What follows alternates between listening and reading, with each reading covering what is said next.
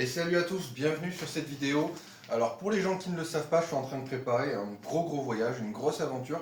Ça sera pas une, enfin, ça sera une première pour moi d'une aventure de cette ampleur. Je vais vous montrer du coup le sac et l'équipement que j'ai pris.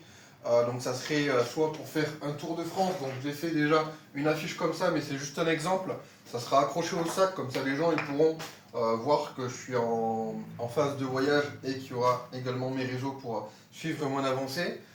Mais ça ne sera pas celle-là que je prendrai, ça sera une autre. Et j'hésite à partir sur soit un Tour de France, avec un petit passage en Italie et en Suisse, soit un voyage directement d'ici jusqu'à Rome en Italie. Rome qui est une ville à l'Empire romain, les gladiateurs, le Colisée, la politique, la République romaine, les stratégies romaines. Enfin, tout me plaît de Rome, vraiment je me suis trompé d'époque.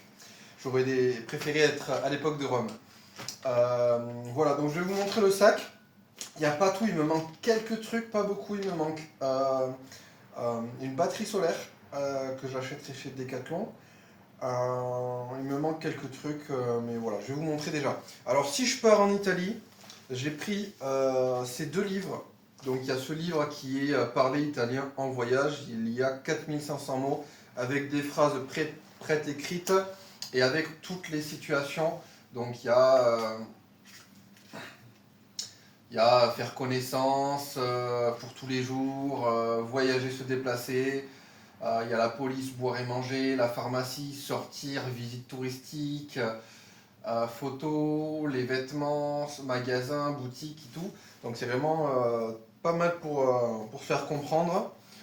Et après, Rome, avec un plan de Rome, si jamais j'arrive à Rome, à un seul morceau. Donc ça serait si je pars en Italie. Je prends ça pour accrocher le téléphone. Donc par exemple, c'est facile, je peux l'accrocher sur des poteaux où je peux filmer face caméra.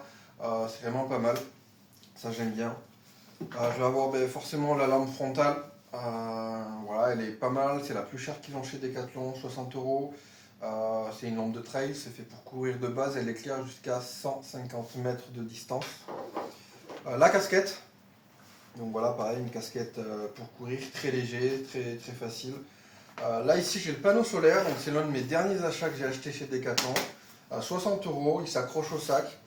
Donc voilà, je ne me rappelle plus en ampère combien il fait, là, combien il charge. Mais c'est ce qu'ils ont chez Decathlon. Voilà, pour ça. Forcément, pour avoir les mains libres, le camelback, donc 3 litres d'eau, 3 litres, 3 kilos, donc ça sera au fond du sac. Et passons à la bête. Ah oui, la montre. La montre, là. Donc voilà.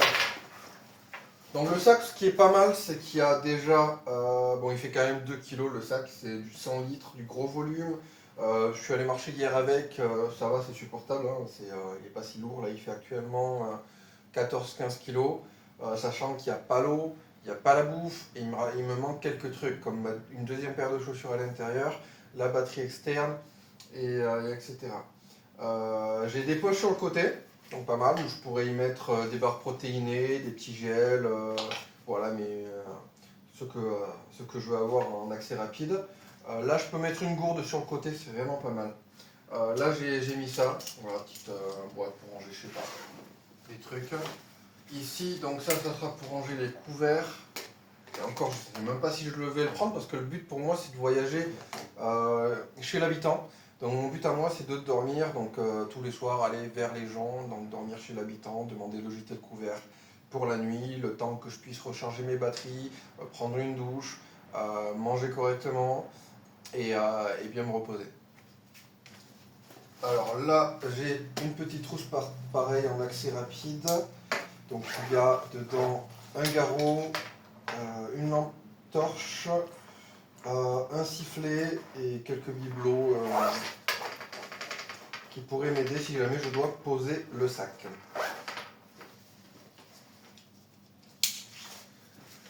Là ici j'ai un petit porte-monnaie, donc ça sera mon petit porte-monnaie qui me servira à transporter les cartes bancaires, tout, l'argent, le papier toilette. Alors une petite poche solide de protection pour pouvoir ranger tout ce qui va être au niveau de l'électronique, donc caméra, batterie externe et tout. Une ceinture tactique très solide avec deux petits bibelots accrochés. Donc voilà pour cette partie. Je vais la poser par terre et je vais mettre le sac à plat.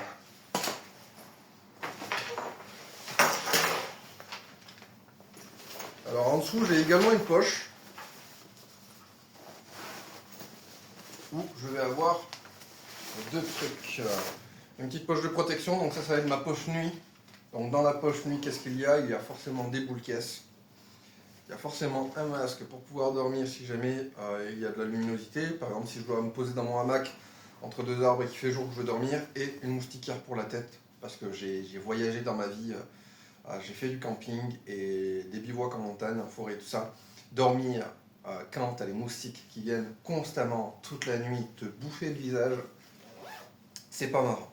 Donc la poche nuit, là je vais avoir la poche de protection pour pouvoir ranger du coup livres, stylos, tout ça. Donc là j'ai acheté ça fait des années que j'ai acheté, j'ai jamais utilisé. Je voulais faire Saint-Jacques-de-Compostelle, je vais l'utiliser du coup pour mon voyage. Donc je peux mettre les coordonnées des gens que je rencontre. Il y a énormément de conseils, les moyens de paiement, donc on peut mettre plusieurs cartes de crédit. Les dépenses, donc avec les dates, les lieux, le montant, si on fait de grosses dépenses, la checklist, donc des cases à cocher où on peut, voilà, il y a santé, transport, contact, assurance voyage, moyens de paiement, notes personnelles, documents, passeport, mémorandum, donc ça va être pour choix j'imagine, hein, mobile, téléphone, ville et tout. C'est vraiment pas mal ce livre. Après il y a énormément de conseils pour le voyage, conseils de voyage. Qu'est-ce qu'une ordonnance en DCI? Tac, tac, tac. Et après, il y a les contacts qu'on peut mettre. Voilà, registre de voyage. Il y a les fuseaux horaires aussi avec les radios, les heures, les stations radio, les chaînes de télévision, à l'échelle mondiale bien sûr. Donc peu importe où on se trouve. Il y a la devise en monnaie et langue, donc avec les pays. La devise, donc par exemple pour 100 euros, ils ont pris un exemple sur 100 euros, 100 euros. Voilà, France et CFA c'est pour le Sénégal, il y a quoi? Il y a le Pakistan, la Norvège, voilà, il y a tous les pays du monde quoi. La carte avec la carte du monde et la carte de chaque continent avec les pays et les ambassades et consulats et avant de partir des conseils, ce qu'il faut faire avant de partir et après les numéros de téléphone importants à noter et après bon, c'est des pages blanches avec des lignes pour pouvoir voilà, un carnet de bord, donc ça c'est vraiment pas mal. Et après là j'ai un crayon et un stylo avec des petites feuilles cartonnées si jamais je dois laisser mon contact à quelqu'un ou prendre le contact de quelqu'un. Donc voilà, ça c'est le petit côté social. Alors là j'ai une poche sur le côté, ici en bas du sac, qui est à la place de là où je mets la gourde, où je vais avoir donc un thermos si jamais les gens, quand je dors chez eux le matin, je peux leur demander du chocolat ou du café à remporter pour bien commencer la journée le matin. Ici j'ai un autre thermos et une petite tasse. Là, je partirai peut-être pas avec les trois, peut-être juste avec deux. Alors là, sur le côté, j'ai une veste.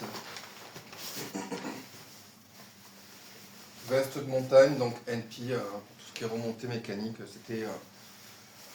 Enfin, c'est pas celle que j'avais quand je travaillais là-bas. Je l'ai achetée, elle, après. Là, de l'autre côté, donc pareil, poche identique. Je vais avoir ici, pour la pluie, donc un petit imperméable jaune, de quoi être bien visible sur les routes. Ici, j'ai une poche qui descend, c'est vraiment pas mal. J'ai mis des choses, pour l'instant j'ai mis de la bouffe, donc j'ai du bœuf séché. Ça, j'ai acheté ça sur Action, c'est mon ex qui me l'a fait découvrir. C'est excellent, c'est comme un hot dog quoi. Et des petits bonbons uniquement à base de fruits, donc 100% fruits. Voilà sur ça. Et après il y a la poche principale. Donc ce qui est pas mal, c'est qu'on a l'accès par le haut, mais on a également l'accès sur tout le côté. Et voilà, le Saint Graal. Hop, hop, hop. Donc il y a des sangles de maintien à l'intérieur du sac pour bien maintenir le sac. Alors qu'est-ce que j'ai là? J'ai déjà donc, un sac de compression que je n'ai pas compressé parce que voilà, il y a plein de choses à mettre dedans.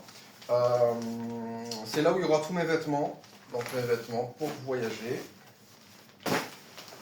J'ai acheté ça, pareil, c'est un de mes derniers achats, 2 euros en Asos. C'est un très très bon sac pour faire du sport. Ça sera pour mettre mon linge sale. Donc voilà, après une fois compressé, ça prend quasiment pas de place. Ça peut même rentrer à la limite dans une poche de pantalon si je l'applique bien.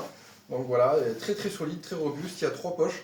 Il y a une poche pour mettre de base les chaussures, les vêtements, une petite poche sur le côté pour mettre téléphone, porte-monnaie et tout. J'ai acheté ça, donc ça c'est pas mal aussi. Ça c'est si je dors en hamac et que le temps est très mauvais, j'aime bien dormir en hamac.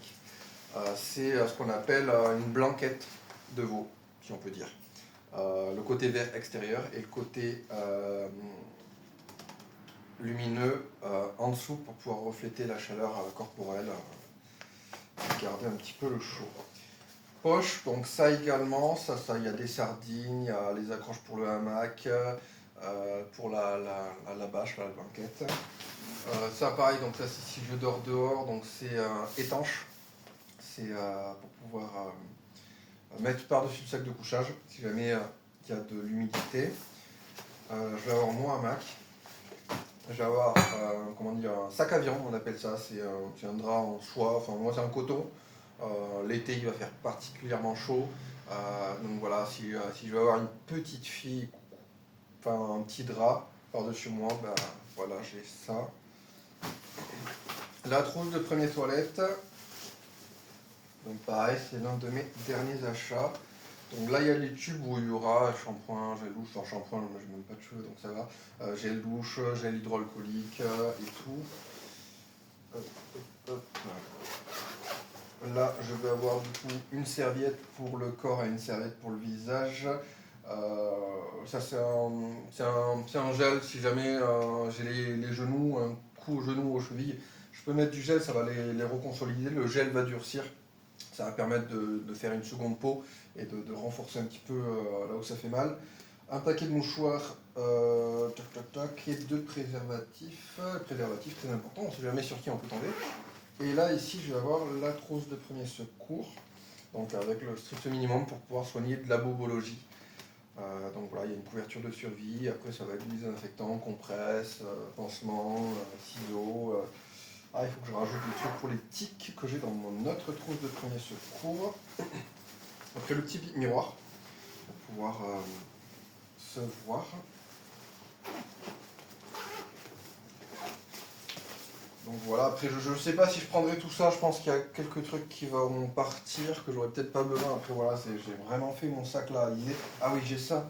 Alors ça, c'est pour si je voyage, donc enfin, avec la chaleur, si je pars cet été. Donc voilà, ça c'est pas mal aussi. Ça permet de vraiment couvrir un petit peu toute la partie du corps. Vraiment pas mal ça. Donc j'ai ça, la casquette, je lui ai pris un petit bob, hein. Et si jamais il fait frais, un petit bonnet par-dessus, qui est pas mal. Le sac de couchage, donc c'est de la marque Progar, donc c'est un sac de militaire, hein. Très léger, là, commando, il y a écrit commando microzip. Et ça, c'est vraiment au cas où je ne peux pas dormir chez les gens, la tente. Donc la tente que j'ai achetée il y a plusieurs années, qui m'a coûté 300 euros, enfin 299,99, de la marque Camp. C'est une tente spécialement pour l'alpinisme et tous les sports de montagne, hivernale, où on peut croiser des tempêtes et tout. Donc voilà pour le sac, je crois que j'ai rien loupé. J'ai bien sûr en dessous du sac, qui est vendu avec le sac, comment dire, protection pluie du sac. Alors qu'est-ce qui va me manquer? Il va me manquer un matelas autogonflant, il va me manquer ma batterie externe, il va me manquer une paire de chaussures, après à voir laquelle je prends en plus de celle que j'aurai au pied, plus de vêtements dans la poche de compression, la caméra, je compte investir, enfin acheter une caméra avec un support. Et voilà, je crois que j'ai fait le tour. Et voilà pour le sac qui me permettra de réaliser soit un TDF ou un voyage à pied jusqu'à Rome. Et voilà les amis, et à bientôt. Et ah oui, une chose, beaucoup d'entre vous ne me connaissent pas, et je pense même d'ailleurs la totalité, voire la majorité. Euh, alors qui je suis? Moi je suis Emmanuel. J'avais énormément de projets à l'époque, et pour ceux qui me connaissent, hein, j'étais Manu l'aventurier. Donc Manu l'aventurier à l'époque, chaîne YouTube, compte Insta, Facebook, où je voyageais pas mal, je faisais pas mal d'urbex, d'exploration, de randonnée, de bivouac, de course à pied, d'alpinisme, d'escalade, du VTT, du cyclisme, du canoë, kayak crafting. J'étais dans deux clubs et je fréquentais un troisième club à la va-vite. J'étais en club alpin, donc club d'escalade.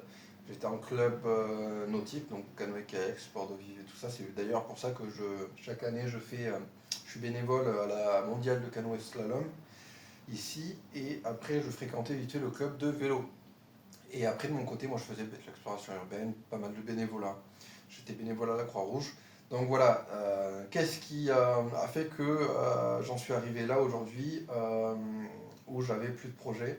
Tout simplement parce qu'il y a eu le Covid. Le Covid a été pour beaucoup de gens très compliqué. Et pour moi qui étais vraiment un oiseau en liberté, qui était constamment dehors, dès qu'il y avait un rayon de soleil, j'allais courir, je faisais du vélo, je faisais de la marche avec un sac à dos. Je faisais vraiment, dès qu'il faisait beau, j'étais dehors. Le Covid a été très compliqué parce que 2 mois enfermé, le premier confinement a été terrible pour moi. Je suis rentré dans une certaine dépression parce que tous les clubs et les associations, les événementiels étaient finis. Oui, je faisais également de la photo-vidéo en événement, en entreprise. Et pour 2020, j'avais beaucoup d'entreprises et d'événements où j'avais une place réservée en tant que vidéaste amateur et photographe. Le Covid est arrivé, tout a été annulé. Pour certaines entreprises, elles ont mis la clé sous la porte, notamment l'entreprise Moulia, les frères Moulia, qui était l'entreprise qui me faisait mes affiches publicitaires, que j'avais même collées sur ma voiture. Ils me les avaient collées sur la voiture.